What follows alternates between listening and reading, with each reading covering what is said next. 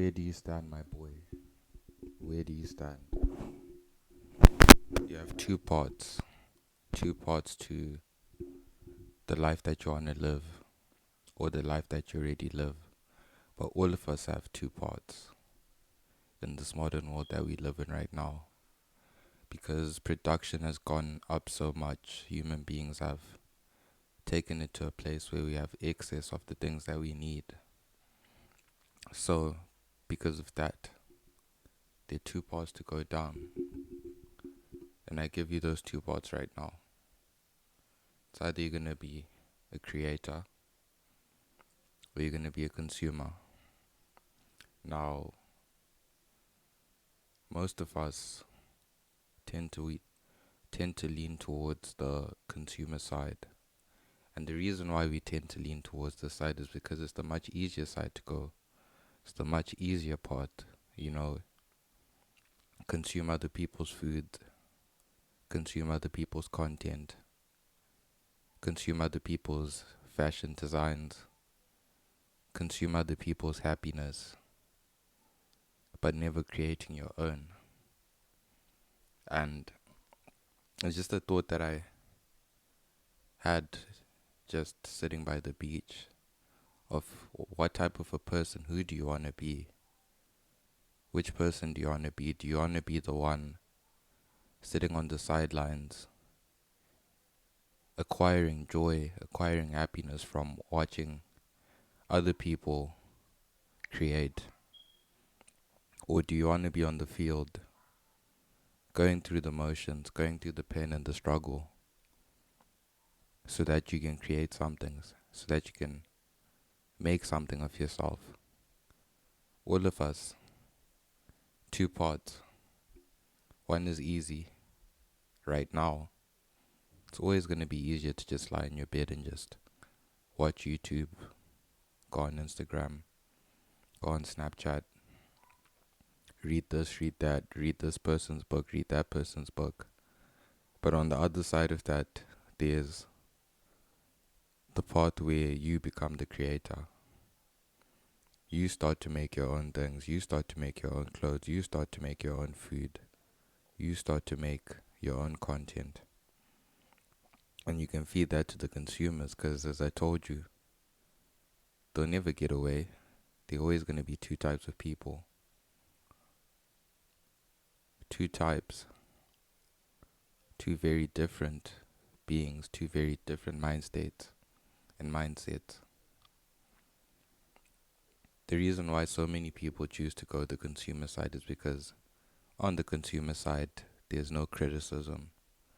There's no expectation. There's no obligation. There's no responsibility. All you literally have to do is to just show up and watch other people do their thing. And it always seems easier in the moment because you're not exposing yourself, you're not putting yourself out there. But eventually, from what I've seen, it leads to a lesser state. It leads to you questioning yourself. It leads to you doubting your abilities, doubting your intellect, doubting everything about yourself that makes you, you. And it's a very difficult part to take in the long run. Because at the end of the day, all of us were given two hands, 2 feet, and a brain. And that brain is meant to do one thing, and one thing only, and it's meant to propel this body forward. And the only way to propel this body forward is to become a creator. But the creator's part is a difficult journey, because now that you've become a creator, you leave yourself exposed to the criticism of others, to the criticism from yourself. You leave yourself exposed to the doubt that, can I really do this? Can I really achieve whatever I'm trying to achieve? Can I really create whatever I'm trying to create? But I tell you that on that path, it's a much better path to take, because on it, you'll discover who you truly are. everything will be exposed to you, from the persistence, the discipline, or the lack of discipline, to the work ethic, to just your overall state of mind when it comes to living your life, because it really does come down to mindset. But as I told you, we live in a world where we've gotten to a point where we produce an excess. So it's always going to be easier to be a consumer. It's always going to be the easier part because other people are making an excess and they're going to provide for you. But it all comes at a cost. Everything in life comes at a cost. If you want this, you have to give up that. If you want this, you have to give up that. If you want money, you might have to give up time.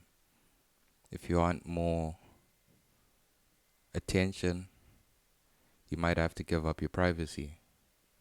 You know, all these things go hand in hand. You have to make a sacrifice. When you read all these religious texts, that's literally what they're trying to tell you guys, is that for what you want to achieve, because these are the books of life, for what you want to achieve, you have to give up something. Something that might seem precious to you, but in reality it's not, because it probably harms you more than you think. And for me personally, I've given up a lot. Maybe not to the extent that I should, but I have given up a lot. And I will continue to give more, because I've seen that on the path to become a creator, it's much, much more difficult than it actually seems. And it takes much, much more sacrifice than you actually think it does. You literally have to be willing to give up your mind, your body, everything about you, even things outside of you, your family, your friends, the pleasures that you used to enjoy, but that no more bring you joy. Because when you become a consumer, it's very easy to overconsume and to overeat. Very, very easy, and that's going to leave you feeling like shit as well. But these are just thoughts that I had, just trying to find out if anyone is listening. What type of person are you? What type of person do you want to be? And I'll tell you that the more you spend time consuming, the less you're going to create. It's okay to consume from time to time. You know, draw inspiration, get ideas, get a blueprint. But at some point, it's now excessive, it's now too much, and it's now blocking you from being the creator that you need to be. Boredom, I promise you guys, boredom is one of the best things that's going to happen to you in your life.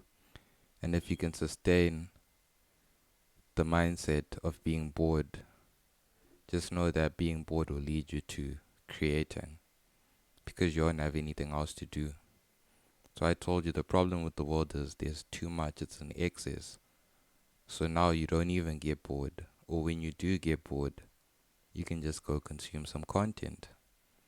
But sacrifice all those things that take away your time and attention. And best believe that in that boredom, you just sitting there existing, something will propel you to do something, to create something, to make something. Because that's just how human beings are. In that mindset and state of boredom is where most, if not all, great things are going to come. Because when you have nothing else to do, you're going to be willing to do what other people are not willing to do, because other people have alternatives. It's kind of like with the plan A and the plan B. You should never have a plan B, because once you have a plan B, you're not going to fully go into plan A. So it's the same thing when trying to become a creator. If you have alternatives, such as YouTube, Instagram, the news, TV, whatever it is, you're going to feel less motivated to actually get up and do something when you already have something that you're doing.